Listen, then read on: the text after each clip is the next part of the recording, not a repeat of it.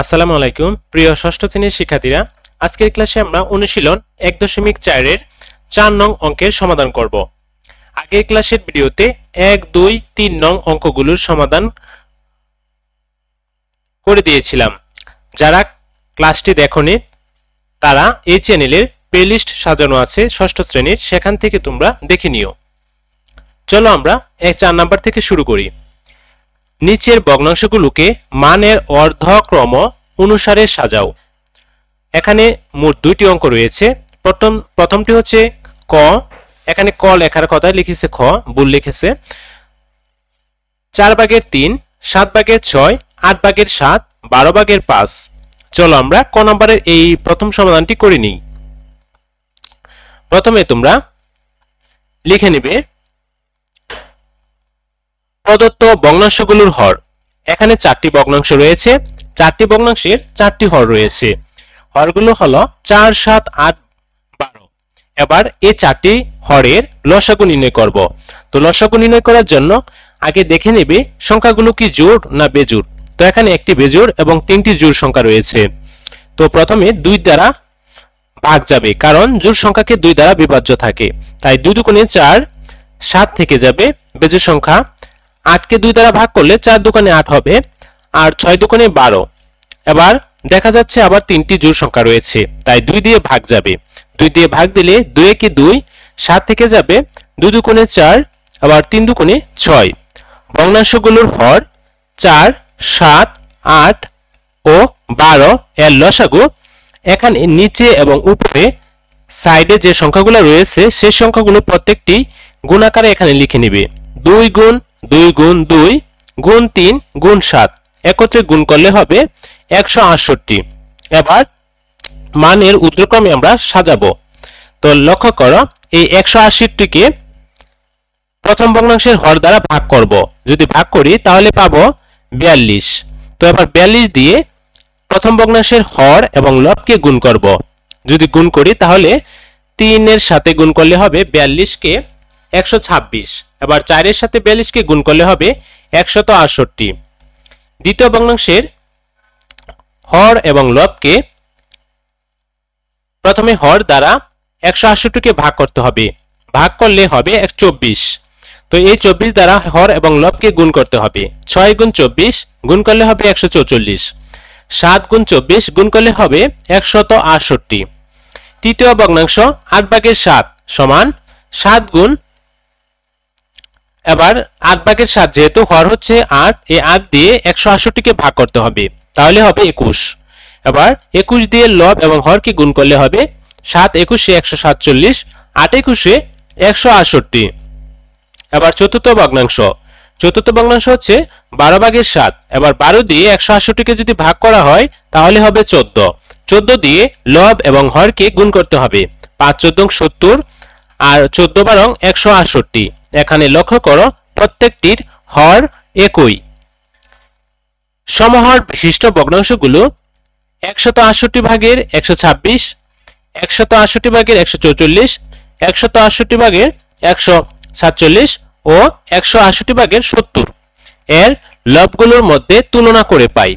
এখানে লক্ষ্য করো লবগুলো 126, 144 এবং 147 আর হচ্ছে 70।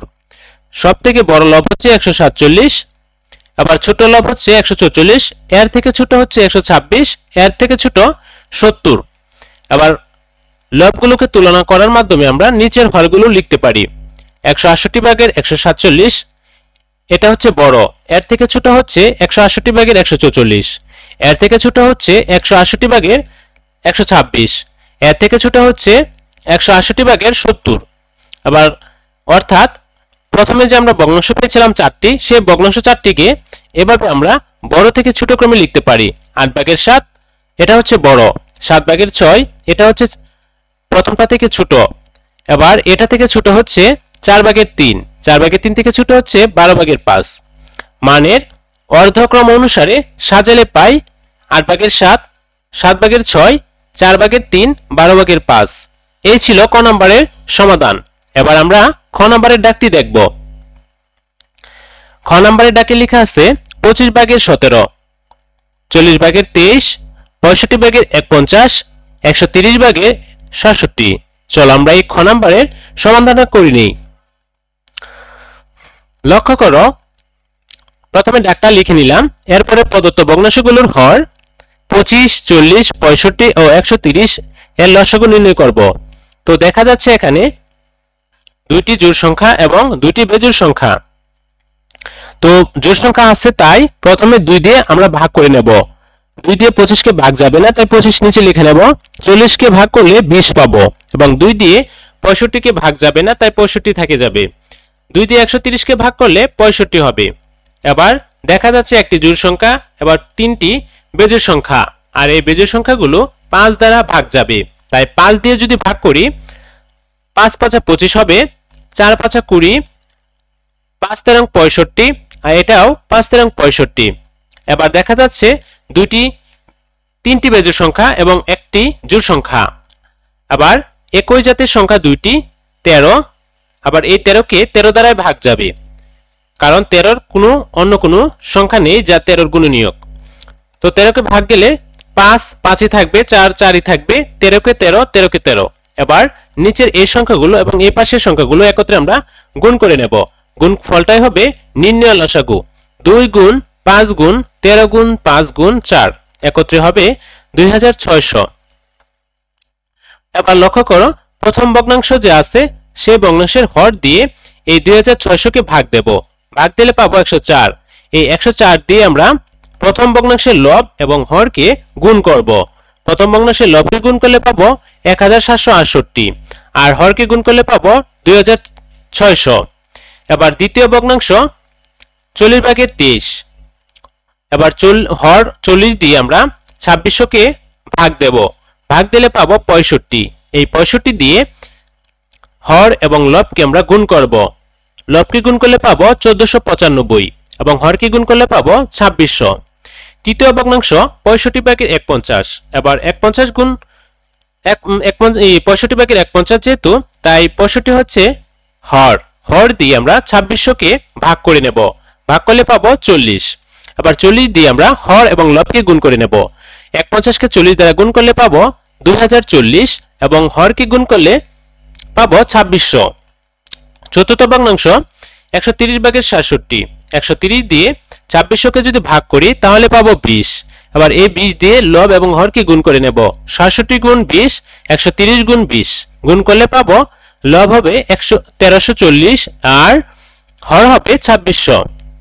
এবার লক্ষ্য করো, সমহর বিশিষ্ট ভগ্নাংশগুলোর লবগুলো তুলনা করে পাই।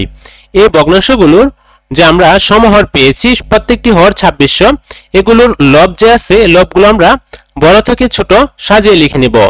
2040 এর থেকে ছোট হচ্ছে 1768, এর থেকে ছোট 1495, আবার এর থেকে ছোট 1340। এবার এগুলোর লব সহ হর সহ লিখলে আমরা সাজাতে পারি। সুতরাং 2600 ভাগের 2040, এর থেকে ছোট 2600 ভাগের 1768, 2600 ভাগের 1495, 2600 ভাগের 1340। অর্থাৎ আমরা প্রথমে যে 4টি ভগ্নাংশ পেয়েছিলাম সেই ভগ্নাংশগুলো এগুলোর সাথে তুলনা করে 65 ভাগের 1/50 এটা হচ্ছে বড়, এর থেকে ছোট 25 ভাগের 17, এর থেকে ছোট 40 ভাগের 23, এর থেকে ছোট 130 ভাগের 67। মানের অর্ধক্রম অনুসারে সাজালে পাওয়া যাবে 65 ভাগের 1/50, 25 ভাগের 17, 40 ভাগের 23, 130 ভাগের 67। এই ছিল খ নাম্বার অঙ্কের সমাধান। প্রিয় শিক্ষার্থীরা, আজকের ক্লাসে আমরা 4 নম্বরের ক এবং খ এই দুটি অঙ্কের সমাধান তোমাদের বুঝিয়ে দিয়েছি। পরবর্তী ক্লাসে আমরা 5 নাম্বার থেকে শুরু করব। পরবর্তী ক্লাসের আমন্ত্রণ জানিয়ে আজকের এই ক্লাসটি এখানে শেষ করলাম। সবাই ভালো থাকো, সুস্থ থাকো, আল্লাহ হাফেজ।